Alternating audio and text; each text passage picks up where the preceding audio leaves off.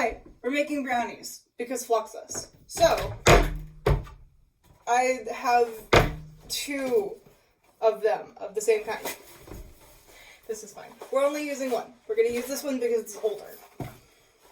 So, the recipe said, I need to preheat the oven. Hold on. This takes forever to preheat. We should do that first. So, the recipe says you're supposed to use water. That's dumb and stupid. I'm using milk. Yeah. So, let's talk about art while I make snacks. There's the milk. It would help if I didn't drop the milk. We're doing great. So, art, right? It's one of those things that people have been doing for a very long time. And being in art history class has kind of given me opinions, trademark, on art, and I don't know, I think I'm just gonna turn my brain upside down and let it just dump out. So, art is one of those things that folks have been doing since before we were, like, people. Like, we got cave paintings and,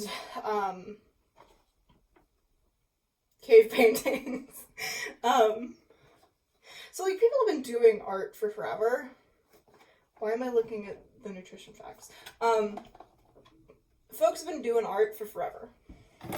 And I guess my beef with art as, like, an institution is that I think it kind of fundamentally misses the point. Like, the purpose of art is to be expressive of the human experience.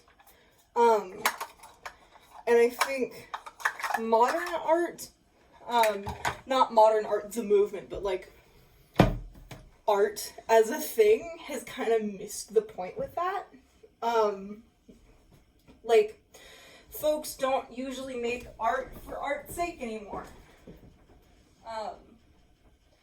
Because of capitalism. We all need to eat. And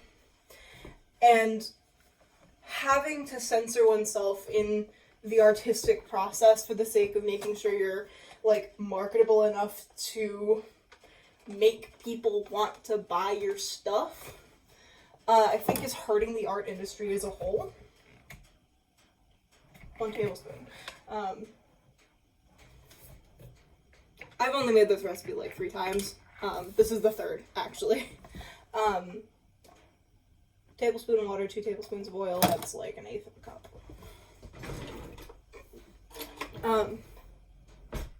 Anyway, so, like, art is weird. Like, that's the point of art. Like, art is fun and interesting because it's about the human experience. And I don't think any 2 art pieces should be the same.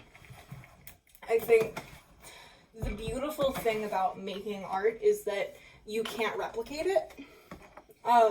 Which is why AI is absolute malarkey. Like, the idea of taking an unfinished piece by a dead artist and finishing it is, like, first of all, disrespectful. But also, it, like, completely misses the point of, like, what makes beautiful art beautiful. And I think that's the thing, is art is beautiful because it's human. And there are flaws, because that's cool and interesting.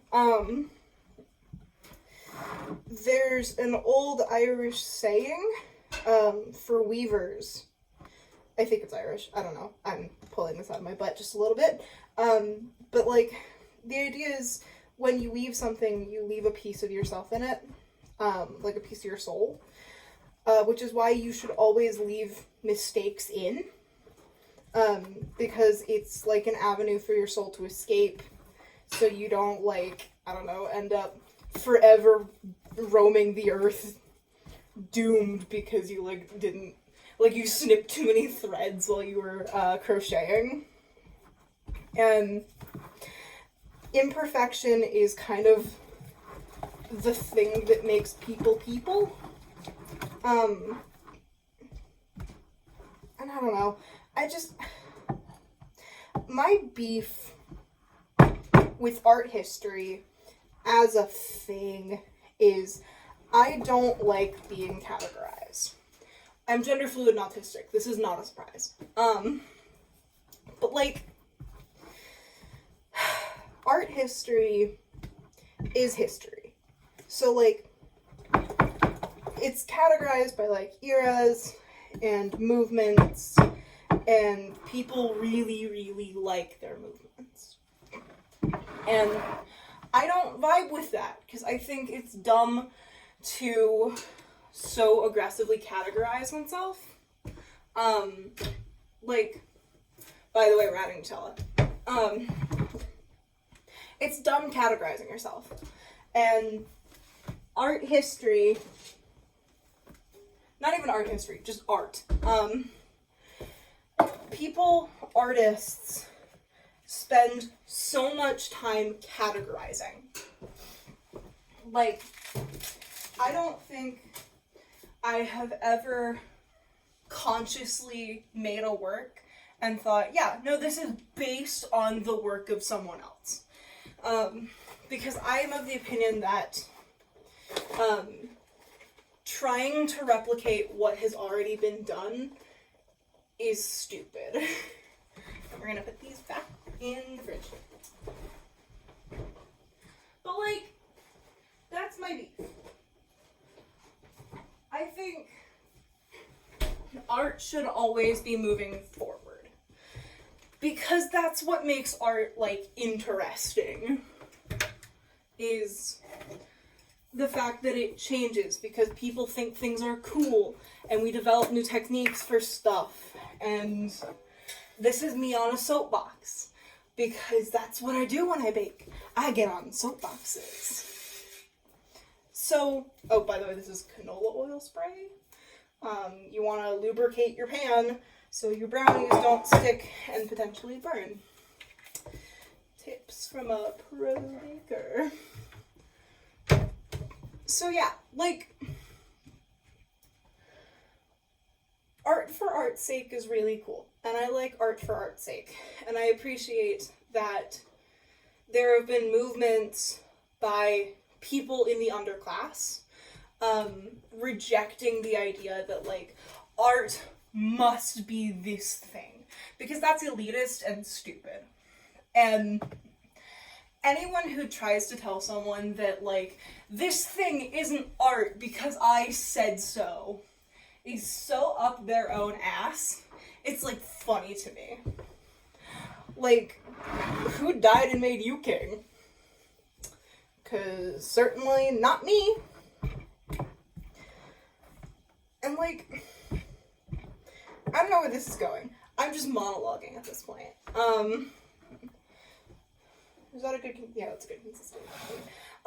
Baking, by the way, is an art, not a science. Anyone who tells you otherwise is trying to unite everyone under the subjugation of business. I am anti-business. This is so dumb. Anyway, point being, anything is art when you say it is.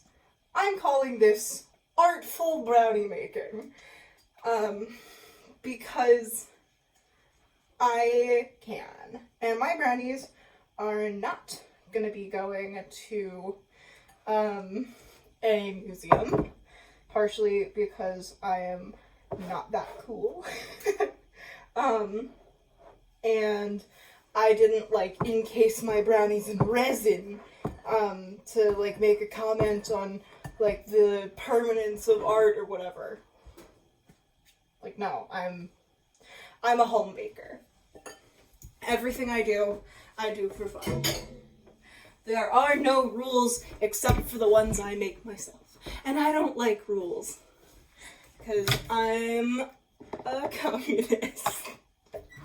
So anyway, we're gonna put a little Nutella in a bowl and then microwave it a little bit so it's kind of droopy. Welcome to Baking with Dante. We also invent words. Wow. And throw things, by the way. Lots of throwing things in my kitchen. I had a point, and now I don't, because points are stupid. So this is going to go in the trusty dusty microwave. By the way, this is my plant Gygax. Named after Gary Gygax, who would hate that his legacy to me is D&D, which I made with all of my queerest friends, and this plant, and that's the oven preheated. Hell yeah! There's this. Are you goopy? Yeah, it's goopy enough. So yeah. Like, beauty is in the eye of the beholder is something that, like, everyone with a uterus has been taught. Because, like, that's kind of all we have. In a world that makes you feel bad about yourself at every turn. And we're just gonna, like, swirl that around. And fuck yeah. I probably shouldn't be saying swear words in my Fluxus submission, but I don't care. Because the rules are made up anyway. So yeah. Beauty is in the eye of the beholder is great and all when you're hot. But if you're not, it's kind of condescending. Like, I'm trying to shake this in the oven real quick.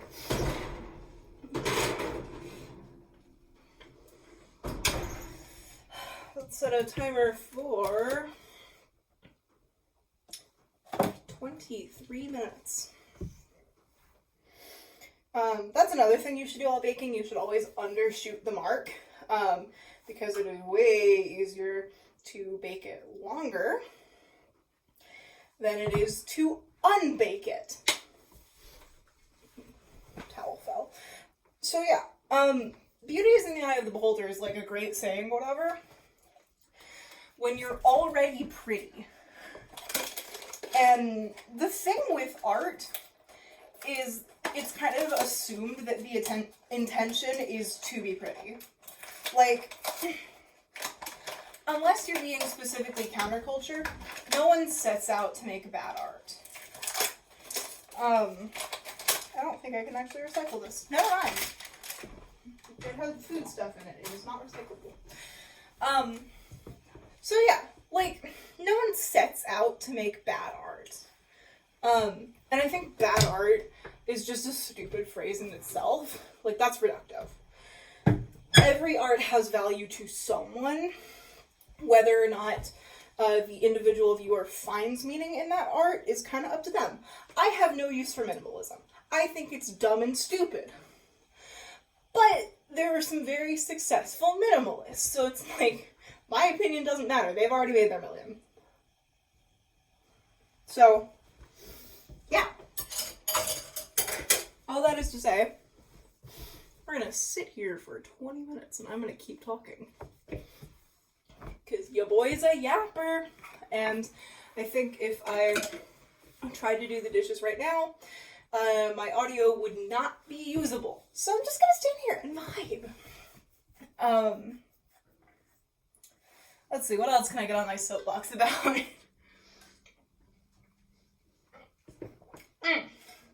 Consumerism. So, this is my water bottle. Her name is Barbara. I've had her for about a year. I love this water bottle so much. She's taken a couple beatings. She's got a, like, really scuffed up handle. But she works. She doesn't coordinate with, like, any of my outfits, and that's fine. I've been thinking a lot lately about, like, the Stanley girls, who, like, buy several Stanley cups, like, to match the outfit, and I think that's stupid. partially because it defeats the purpose of having a reusable cup, and partially because, like, I don't know, I'm of the opinion that your water bottle should have personality. Like, my friend Alex gave me this sticker that says, "Cried, did it anyway." Most of these stickers are from a webcomic that I follow. This is from a quilt store. I like plants. Van Gogh is my favorite impressionist, even though he's not really an impressionist, he's kind of doing his own thing. And then there's, you know, I will speak up and not be part of the problem. That's pretty cool. I think my water bottle represents me as a person, and it's functional and encouraging me to drink more water because I am chronically dehydrated. So yeah, consumerism is bad. More at 8. So yeah, now we're just gonna like stand here and vibe. I'm probably gonna end up singing some show tunes. I should probably go turn the mic, right? There we go. She's so better.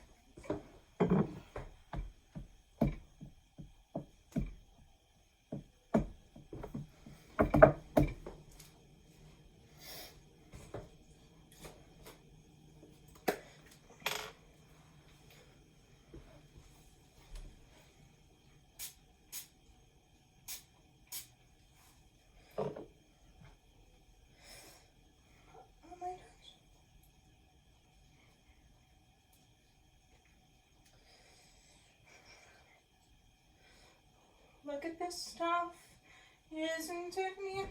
Wouldn't you think my collection's complete? Wouldn't you think I'm a girl who has everything? Actually, I'm gonna get back on my soapbox. So, at this point in time, it's April 26th. Yeah.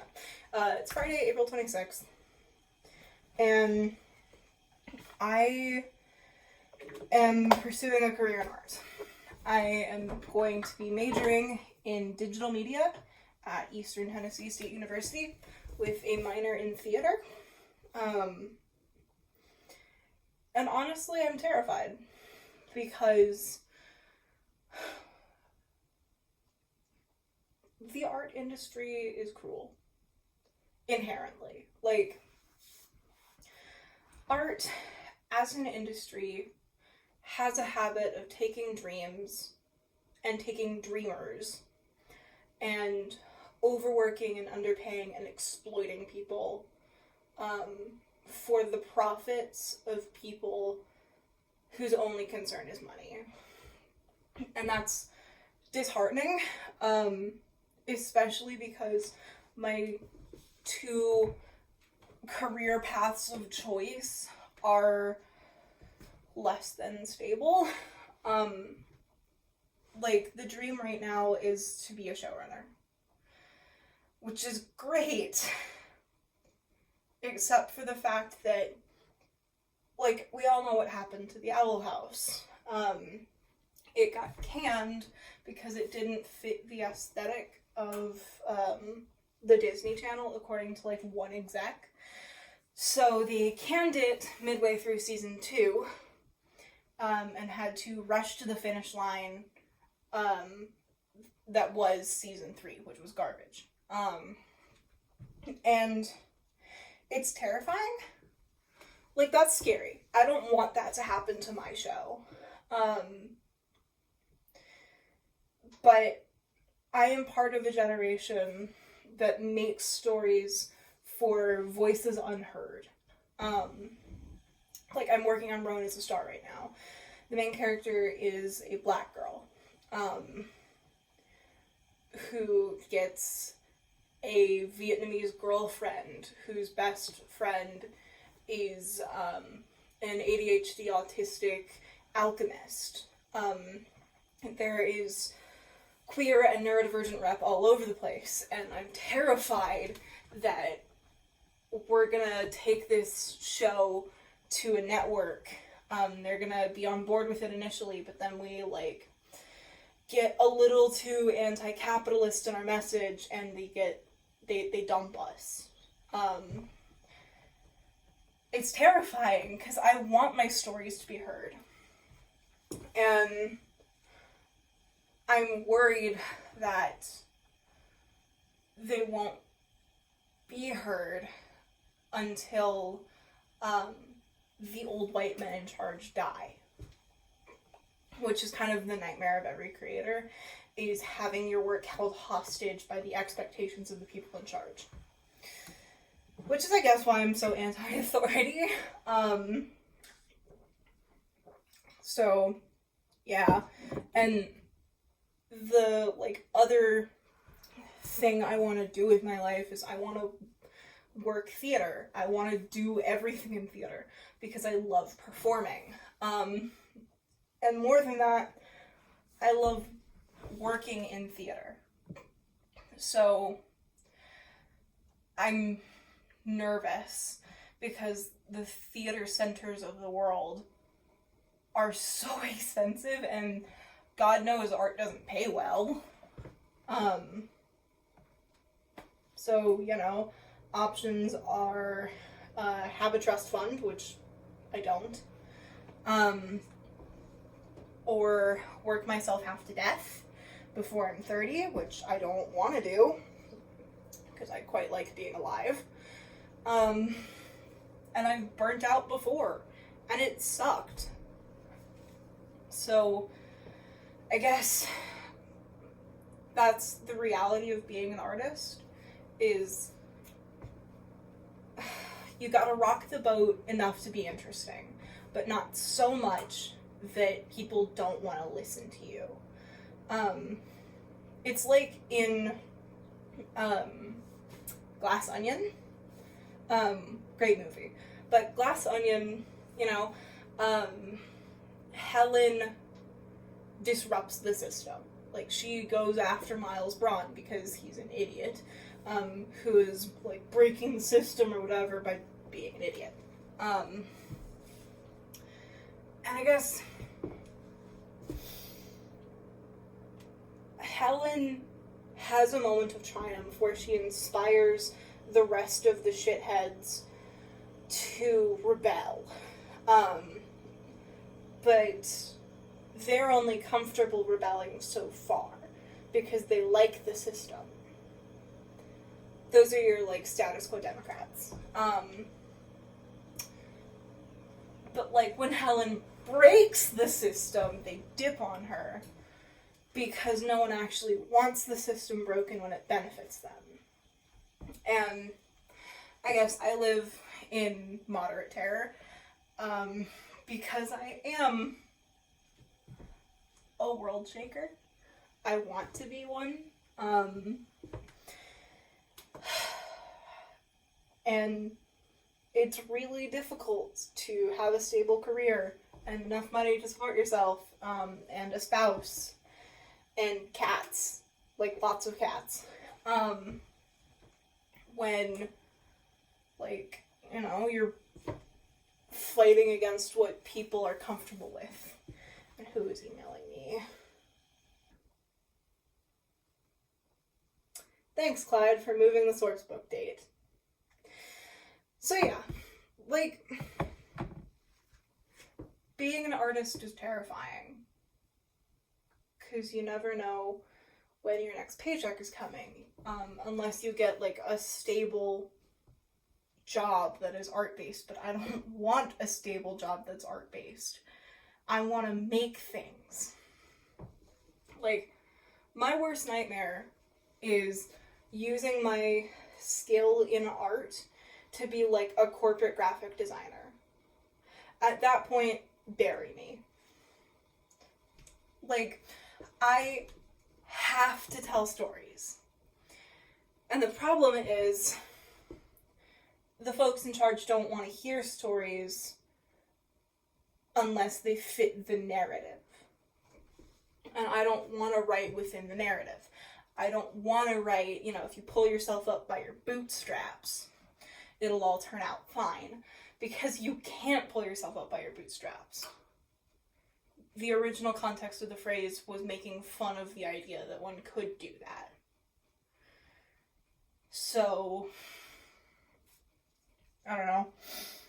Art is a complicated place to be, especially when you are young and queer and from nowhere, and don't have, like, industry connections, or, like, you know, my granddaddy isn't, like, the CEO of some company, or, like, a famous actor, or whatever. I'm just me. I am just a kid from Middle Tennessee. So, I have to either get lucky, or, shake it up enough to get noticed, or pray. All that being said, I'm not gonna stop. I don't think I can be stopped. I think no matter what I end up doing in this life, I'm gonna tell stories. Whether or not it's the career, I don't know. Because I can't know. Because I'm 18 years old and 4 weeks from graduating high school. Nothing is certain right now. All I know is that I have to keep telling stories. There is no world in which I am silent. Because that's a world where I am not fulfilled. I can't not tell stories. Because it's in my blood. I've been doing it since I was a kid. I started storytelling when I was in, like, the 4th grade. I got a fun little notebook and I was like, hey, I'm gonna write. And so I wrote, like, a narrative rendition of what my friends and I were doing in Minecraft. Because I think I was maybe 10 at the time. And I needed something to do. And then it spiraled out from there because I had so much fun. And now that I've come to terms with my identity as a neurodivergent queer artist, I feel that it is my responsibility to use my platform, whatever platform I have, to make art that is different. Make art for people like me. Because I didn't see myself growing up. I saw Sheldon Cooper, and,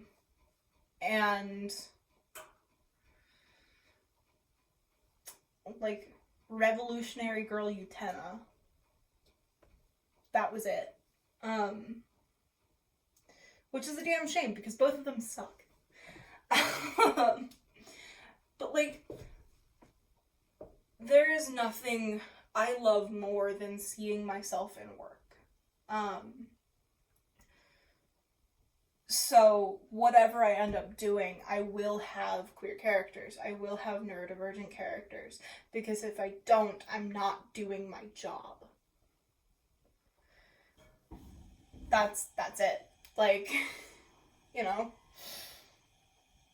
art is pure, undistilled human expression. It always has been. Art is what people make when they're bored. Art is what people make to communicate. Art is everything. People have been making art since we were people. And people have always liked seeing themselves in art. And I want to do that more. Because the world needs more queer neurodivergent artists. And more queer neurodivergent stories. And more Black stories and brown stories and Asian stories and other POC stories, because the market is so dominated by white guy fantasies. Like, the entire Marvel Cinematic Universe is just white guy fantasy. Except for when it's, like, white girl fantasy, which is still white guy fantasy because it's written for the male gaze. Like, there is no world in which Black Widow is actually wearing that outfit for practicality. Like, oh yeah, she's a gymnast, she needs to be able to move. Gymnasts wear sweats. But anyway, I digress.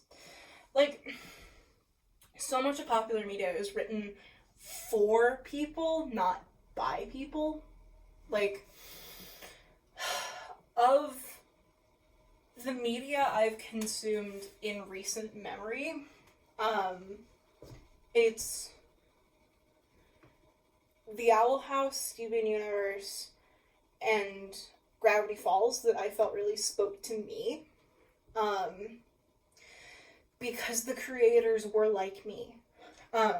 Now, Steven Universe was not a good show.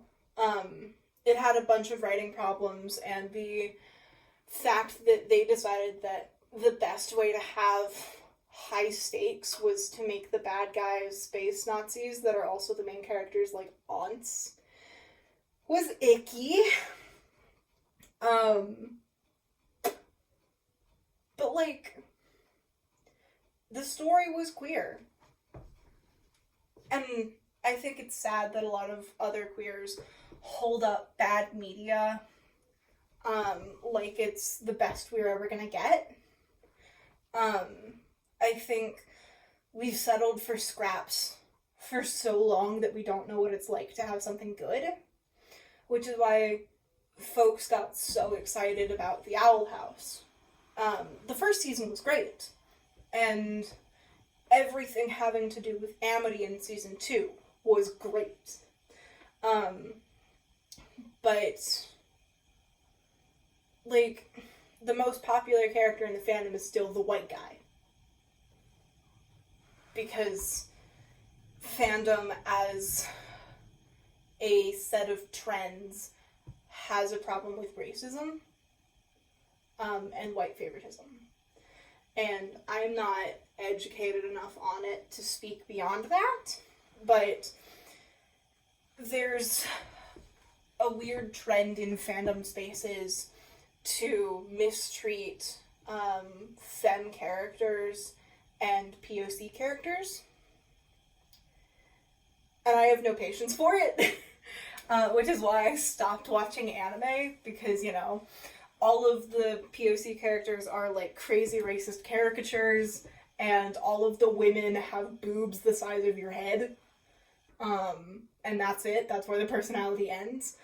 But, like, all of this is to say, I make art for me, and for people like me, because I want to see more weird autistics in media. I want to see more people who sound like me and share my experiences and my stories. Because, sure, I might be the only person on the face of the earth who can only eat meat products when they're turkey-based, but, like, there might be more. I don't know. There are probably a lot more people who had a phase in early high school where they were, like, changing labels like shoes. And, I don't know. It would just be nice. I want more interesting, different stories in my life. Is that too much to ask? Sometimes it feels like it, because, you know, the fun thing about being in an oppressed group is you get used to it. And at some point, you just kind of accept that, you know, you're gonna be treated badly, and you kind of learn to anticipate it. That's why I think everyone should go to therapy, by the way. Go to therapy. It helps. And that's the end of our brownies. Let's pull these suckers out of the oven and make sure they're actually baked. I have hope that they are. This oven tends to run kind of hot. Ooh, they look good. They're taller than usual. Probably on account of the fact that I added, like, a quarter cup of Nutella. So when you're baking and you want to test something, you always use a stick or a skewer or a toothpick. At home, I have a fancy dancy metal one. Ooh. Go for about the middle. You should have a little bit of crumb stuck to it, but it shouldn't be like wet. That is complete brownies. So let's turn the oven off and put our toothpicks away. And I am going to share these brownies once they cool with friends and family. My mom will be visiting her best friend downstate tomorrow. So we are lovely looking brownies. But I'm going to cut these up and stick them in plastic bags and give them out to my friends in the afternoon, because Lord knows sometimes you just need some baked brownies. In short, I don't know, be gay, do crime. And happy Fluxus.